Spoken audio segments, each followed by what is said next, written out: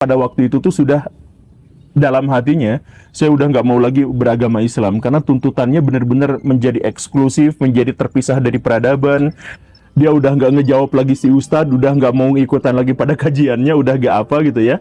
Tapi si Ustadznya malah jadi makin sering gitu. Jadi si Ustadznya malah insecure gitu. Jadi makin takut kalau si teman saya ini, si Ahong ini tuh jadi keluar lagi dari agama Islam karena kebawa-bawa sama keluarganya yang masih kafir dan lain-lain gitu. Ya tapi diabaikan gitu ya. Sampai akhirnya si Ustadznya datang ke rumahnya. Niat banget ya.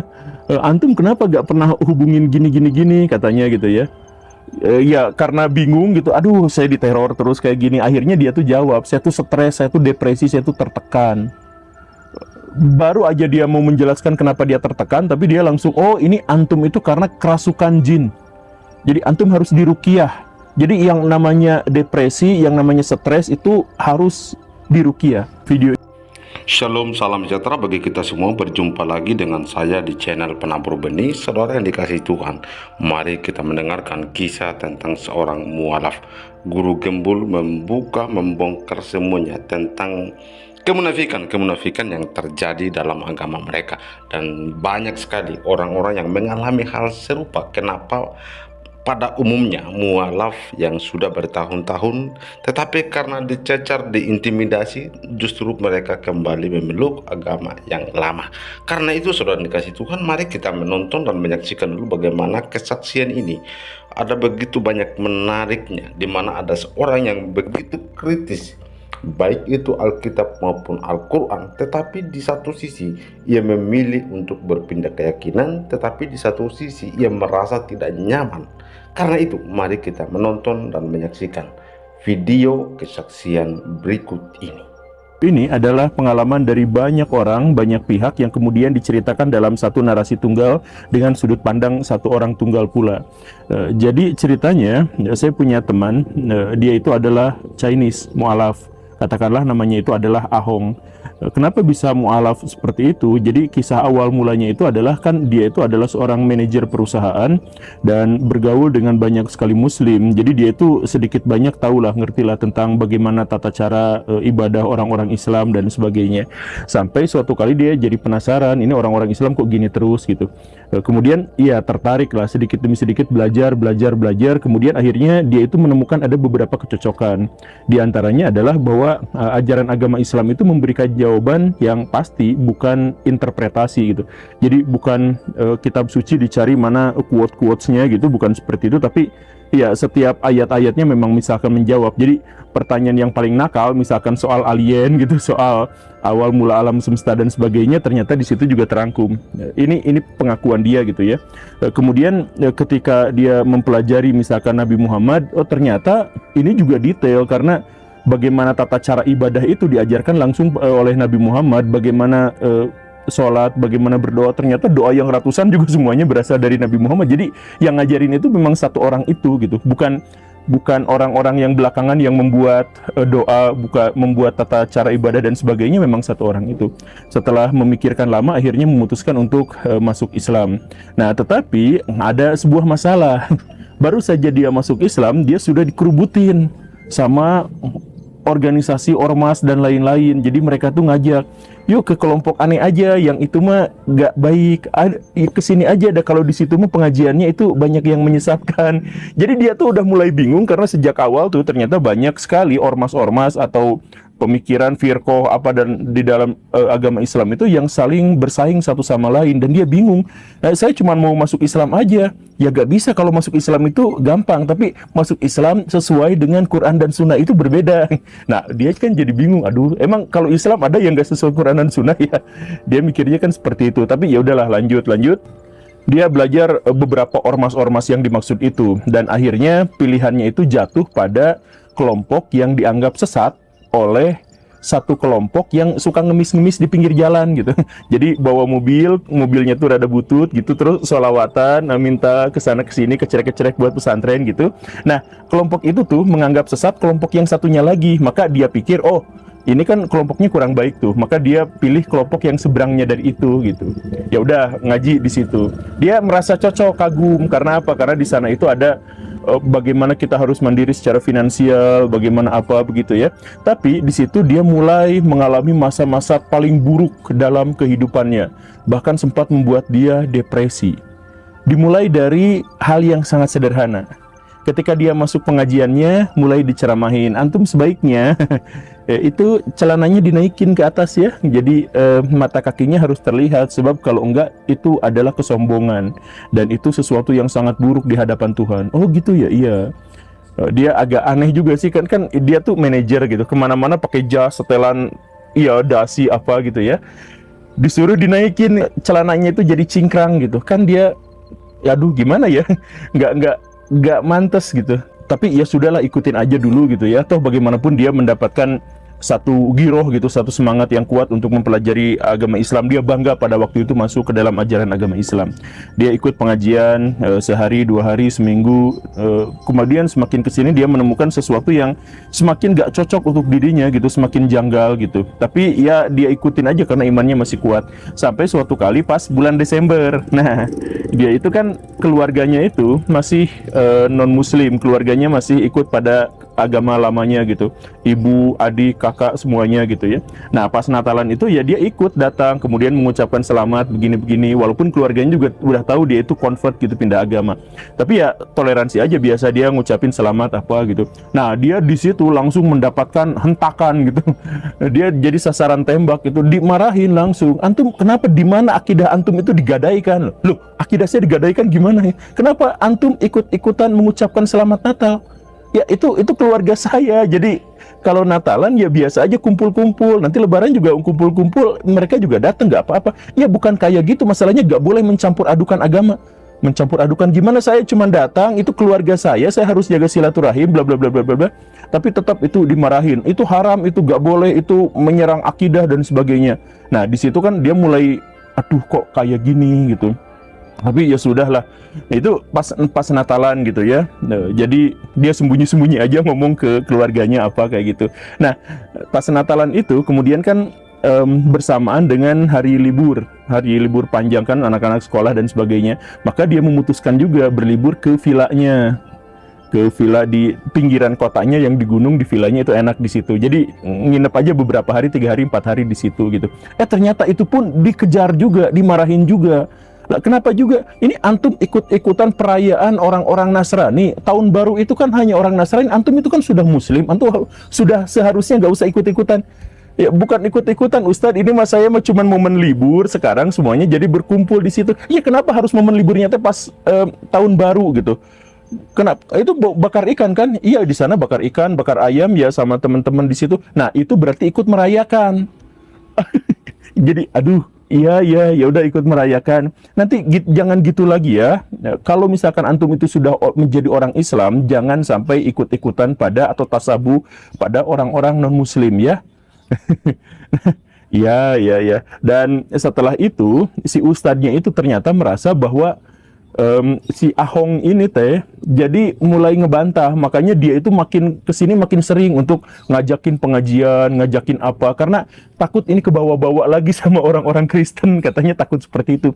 Makanya sempat juga si Ustadz ini ngomong sama Ahong ini, Hong kalau bisa jangan terlalu dekat sama keluarga. Nah kenapa? Ya kan keluarga itu bisa aja mengajak kembali kepada kekafiran. Gimana kalau antum nanti kafir lagi? Aduh, ya itu keluarga saya, masa saya harus menjauh? Ya demi akidah, antum akidah itu yang paling utama di atas keluarga, di atas apa? Aduh, ya sudah, ya. Ini di sini dia sebenarnya sudah merasa benar-benar janggal. Jadi maksudnya dia itu masuk Islam itu karena dia ingin mengalami pengalaman spiritual yang besar, yang agung. Dia ingin bergabung bersama jutaan manusia untuk merasakan kehadiran Tuhan dan sebagainya. Tetapi ketika dia masuk, dia gak dapat itu sama sekali. Dia justru malah dapat penghakiman. Ini akidahnya salah, ini akidahnya salah, ini syariahnya salah, ini melanggar syariah dan sebagainya. Dia mulai depresinya itu di situ, dia mulai stres itu di situ. Sampai kemudian ada masalah lagi. Kan si ustadznya itu jadi sering datang ke rumah gara-gara ini takut murtad lagi kata si ustadznya teh. Nah, ketahuan juga di situ bahwa anaknya yang pertama itu sekolah di sekolah internasional. Dia cerita lagi si ustadznya teh, antum kalau bisa itu jangan sekolahkan anak di sekolah internasional. Emang kenapa, kan sekolahnya bagus? Iya, tapi kan itu yayasannya non muslim. Ya emang kenapa kalau yayasannya non muslim? Nanti di situ jangan-jangan dibawa pada pengaruh ke pengaruh agama lain. Enggak Pak Ustadz, ini mah sekolah internasional itu adalah sekolah yang memang dari non-muslim memang, tapi mereka itu gak ada misi-misi agama. Siapa yang tahu di situ gak ada misi agama? Antum kan gak tahu apa-apa bagaimana konspirasi mereka. Ceplak, aduh ini gimana? Jadi kalau bisa antum itu pindahkan anak antum itu sekolahnya ke Kutab ya, yang diajarin full oleh orang-orang Islam. Nanti di sana hafalan Quran, di sana apa. Jadi sekolah internasional itu kan di situ banyak sekali misi-misi, terus pergaulannya juga tidak terjaga kan, laki-laki perempuan bercampur baur. Nanti gimana kurikulumnya nggak bener, nggak ngajarin agama ke anak antum. Gimana coba? Aduh, sekolah internasional anaknya itu udah ini gitu ya, kok dipaksa keluar gitu. Karena mulai stres dan jengkel gitu ya, diatur-atur begini, dihakimi begini begitu gitu ya. Jadi si Ahong ini mulai menjauh dari si Ustadz ini karena memang stres gitu, tertekan. Tapi semakin menjauh, semakin si Ustadznya itu mendekat, ngejar-ngejar gitu. Karena kata si Ustadz itu khawatir ini orang yang baru mu'alaf ini langsung jadi Kristen lagi. Jadi akhirnya apa? Datang ke rumah. Nah, pas datang ke rumah ini si Ustadz menemukan di kamar anaknya itu, kan anaknya itu dua ya, di kamar anaknya itu ada poster Mickey Mouse, anak yang perempuan. Ini gak boleh ya, lah gak boleh, Mickey Mouse haram juga dalam agama Islam. Iya haram, karena ini kan tikus. Dalam ajaran agama Islam, tikus itu pembawa kesialan. Kalau mimpi soal tikus nanti sial terus. Jadi jangan kayak gini, aduh. Tapi kan ini cuma gambar kartun, ya tetap aja ini kan maksudnya tikus. Oh iya. Terus ke anak yang satunya lagi yang laki-laki, di situ ada film Avenger gitu ya, poster gitu ya. Ini juga gak boleh. Nonton film yang terkait dengan dewa-dewi itu haram. Ini film action, science fiction apa? Ya enggak, itu kan dewa, yang itu kan dewa kan ceritanya. Dewa petir. Iya, dewa. Iya, kan antum kalau nonton itu musyrik, itu hukumnya udah jelas musyrik gitu. Loh, nonton film kok musyrik? Kan nanti antum itu kebawa-bawa kepada kepercayaan mereka. Iya, saya tuh nonton Avenger tuh gak percaya sama sekali, itu saya hiburan aja, dan anak saya juga pasti seperti itu. Masa saya juga nggak boleh nonton film Avenger? Ya bukan hanya film Avenger, film-film yang lain yang ada dewa-dewinya, yang ada kemusyrikannya, yang ada, apalagi kebanyakan film-film itu kan si perempuannya nggak nutup aurat. Ya sebaiknya jangan nonton film yang kayak gitu. Minimalnya itu merusak mata, merusak pahala, maksimalnya itu bisa membawa kepada kemusyrikan. Dan si ustadznya akhirnya menemukan action figure. Jadi action figure Thor gitu ya, Iron Man gitu di kamar anaknya itu. Nah ini buktinya nih, ini bukti bahwa anak antum itu udah kebawa kepada kemusyrikan. Apa ini? Ini kan action figure ustadz. Iya, ini kan berhala. Loh, ini mainan, bukan, ini berhala. Jadi manusia itu kemudian dipatungkan kayak gini, kemudian dipuja-puja, dianggap bahwa mereka punya kekuatan super dan sebagainya. Itu kan musyrik. Lah, aduh, ya sudah. Itu akhirnya ketika si ustadz pergi, dia tuh bener-bener hampir memutuskan untuk keluar agama Islam lagi karena dia tuh stres, dia tuh nangis pada waktu itu malam tuh. Jadi dia sebenarnya ingin menggapai Tuhan, dia itu ingin sekali merasakan bagaimana sentuhan Tuhan, tetapi ketika dia masuk Islam, dia tidak mendapatkan itu sama sekali. Dia justru malah mendapatkan ya bahwa ini haram, ini haram, ini haram, ini haram dan lain sebagainya. Sampai si Ahong ini gak ngechat lagi aja. Pokoknya mah kalau gak disapa duluan, dia gak akan nyapa gitu. Bahkan kalau dia nyapa, ustadznya nyapa itu, dia pura-pura sibuk atau apa gitu, lama jawabnya gitu. Karena bener-bener, iya pada waktu itu bener-bener semakin tertekan, semakin stres. Cuma, nah di situ ada lagi kejanggalan lagi. Jadi di status medsosnya itu, waktu pertandingan Khabib Nurmagomedov, dia komen selamat atas gini-gini gitu ya, ya biasa gitu ya. Nah itu si ustadznya ternyata nge-stalk juga itu si medsosnya itu, langsung di SMS juga. Antum suka nonton tarung bebas yang kayak gitu ya? Aduh sebaiknya jangan, itu kan merusak. Waduh, Itu nonton itu juga nggak boleh. Iya nggak boleh, langsung ketemu lagi si ustadznya teh datang. Gini ya, di dalam ajaran agama Islam itu kita nggak boleh menyakiti diri sendiri dan nggak boleh menyakiti orang lain. Ya tapi kan ini pertandingan, iya sama aja kan, pertandingan itu berdarah-darah kan. Orang membanggakan kemenangan di atas kekalahan orang lain, itu di mana imannya, di mana akhlaknya? Itu Habib Nurmagomedov itu muslim, walaupun dia muslim tetapi dia telah meninggalkan syariat Islam. Waduh, kayak gitu. Lah itu lihat tuh, pakai hampir nggak pakai pakaian kayak gitu. Itu di mana Islamnya, di mana muslimnya, di mana statusnya dalam konteks agamanya? Kan nggak ada. Kata dia seperti itu. Tapi kan Nabi Muhammad itu juga dulu bergulat, Nabi Muhammad juga dulu atlet, dan iya Nabi Muhammad itu pernah bergulat, tapi Nabi Muhammad itu berdakwah. Jadi yang kalah itu disuruh bersyahadat. Habib Nurmagomedov yang kalah disuruh bersyahadat nggak sama dia? Kan enggak. Ya dakwahnya nggak dengan cara seperti itu, tapi ya akhirnya gitu. Karena udah jengkel, akhirnya, Ustadz, emang di dalam Islam ada ya olahraga yang haram? Ya ada, tentu saja. Ada olahraga yang haram, ada olahraga yang halal. Yang haram diantaranya adalah tinju, tarung bebas, semua jenis bela diri yang seperti itu. Termasuk silat. Iya, termasuk silat juga, karena itu menyakiti orang lain. Waduh, oh iya itu diharamkan ya? Iya diharamkan. Terus apalagi Ustadz yang diharapkan? Main bola, main basket. Hah? Main bola juga haram? Iya, terus dia nunjukin bukunya. Nih, ada 41 alasan syariah kenapa main bola itu diharamkan. Waduh, diantaranya adalah melalaikan manusia dari mencintai Allah. Karena kalau sudah main bola, lupa segalanya. Terus kita kalau ngegolin itu langsung sombong, langsung merayakan. Itu kan nggak boleh. Waduh, ini ada bukunya, ada haram nonton bola. Apalagi di situ banyak sekali orang-orang kafir. Ya, kafir lagi. Apalagi basket sama seperti bola gak boleh juga. Kemudian apalagi yang gak boleh? Kalau atletik gak boleh juga, karena atletik itu pakai celana pendek. Apalagi perempuannya itu kan haram. Wah, gak boleh juga. Ya udah, apalagi kan bingung. Semua olahraga gak boleh. Catur juga itu haram.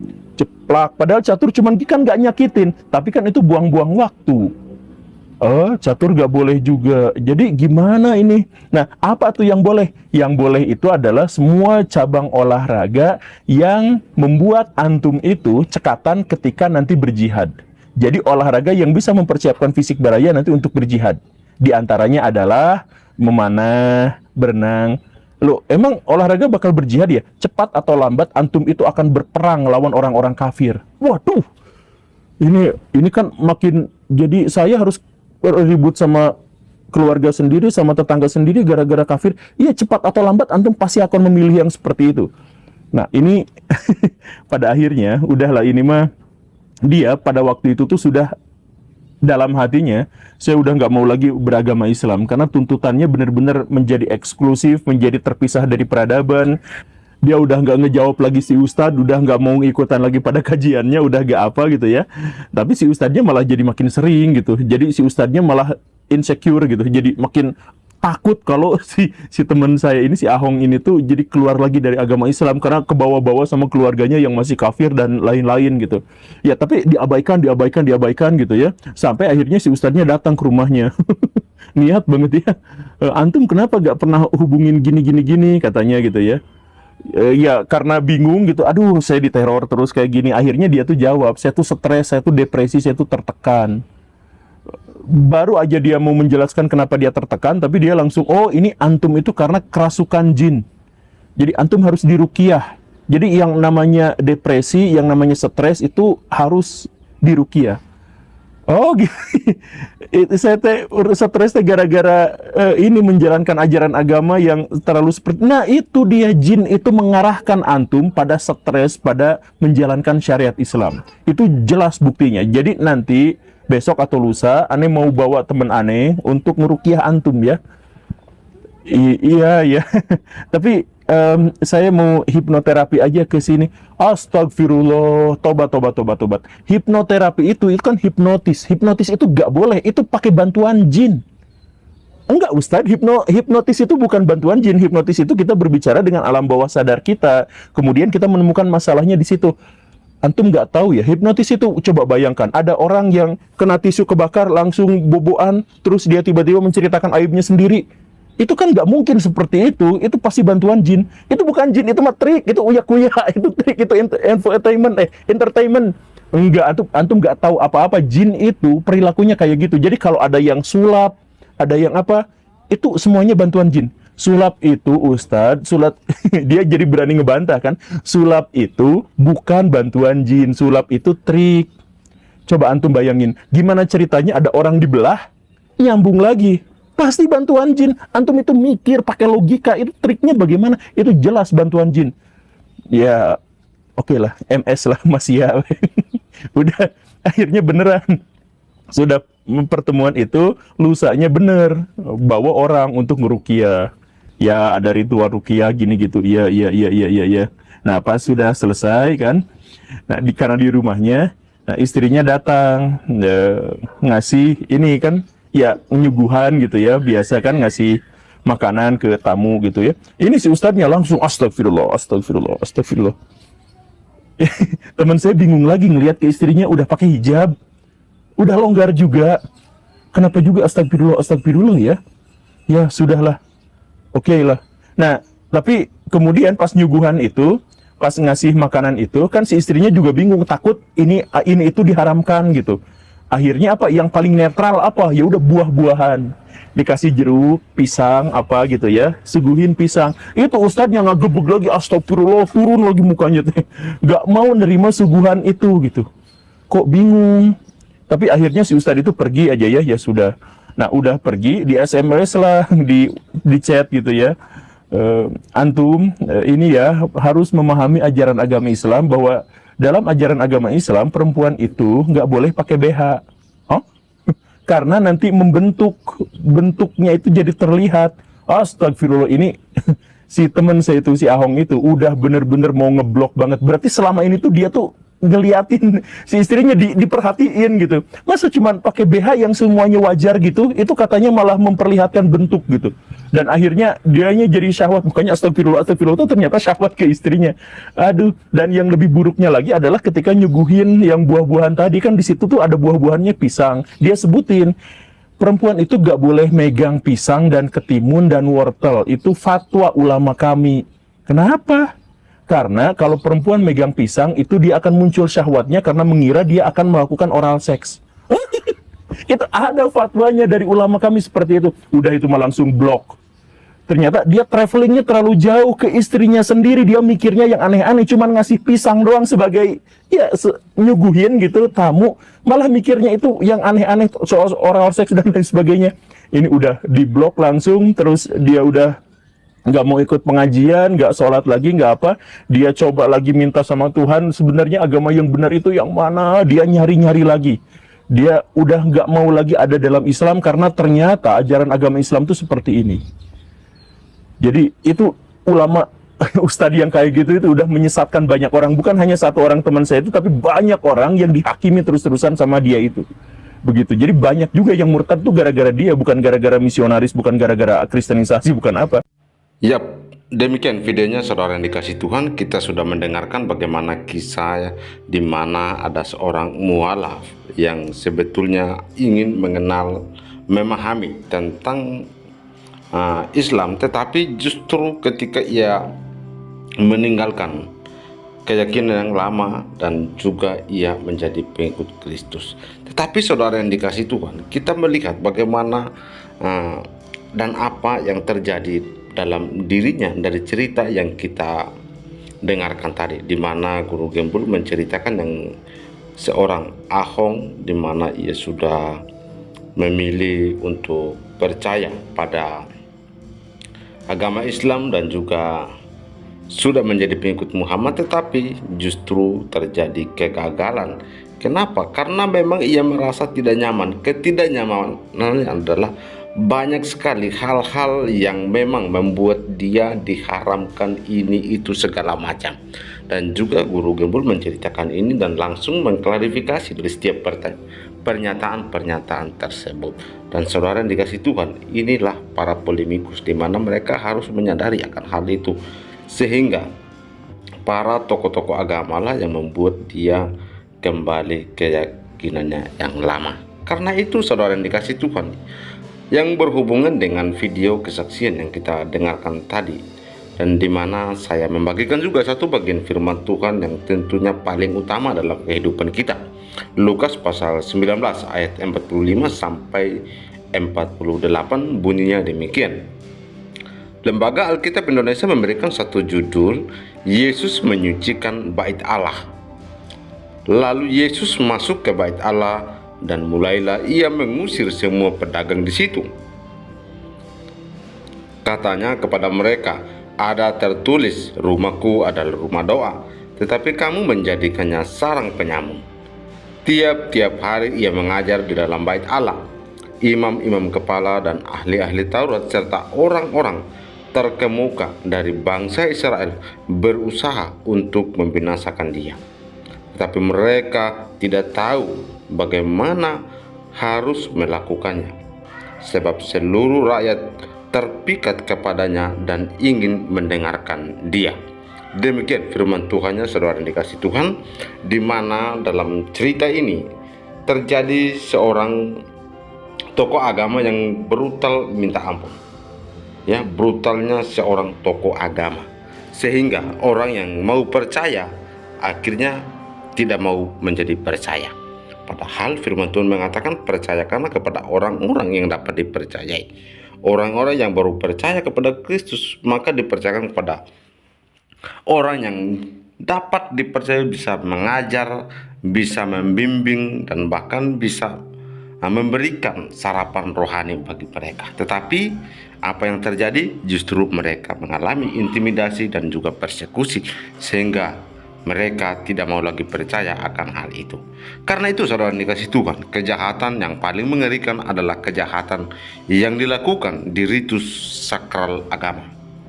Terlebih lagi ketika hal tersebut dilakukan oleh para pemuka agama.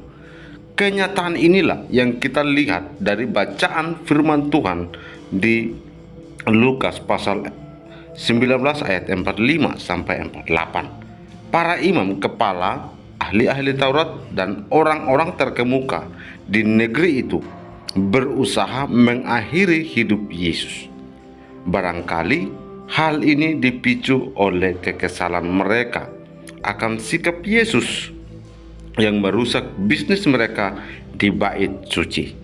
Juga menyakitkannya kata-kata tajam Yesus yang secara tidak langsung menyatakan mereka penyamun. Padahal mereka adalah para pemuka agama, ahli kitab, dan orang-orang besar atau alim ulama yang biasa mendapatkan hormat dari umat Israel. Namun oleh mereka kesucian bait Allah ternodai. Pelataran khusus di bait suci untuk orang asing berdoa malah mereka jadikan tempat bisnis untuk menguntungkan mereka sendiri dan merugikan orang banyak. Tidaklah heran Yesus menegur dengan sangat keras. Mereka adalah para tokoh agama dan tidak seharusnya hal tersebut terjadi. Bait suci tidak hanya seperti tempat bisnis, bahkan tempat yang merugikan orang banyak. Mereka sepertinya mengalami perampokan atas nama Tuhan dan ibadah.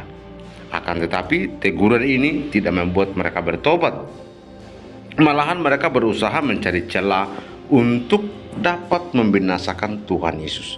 Bayangkan hal ini direncanakan para tokoh agama yang dilakukan di tempat paling sakral umat Israel.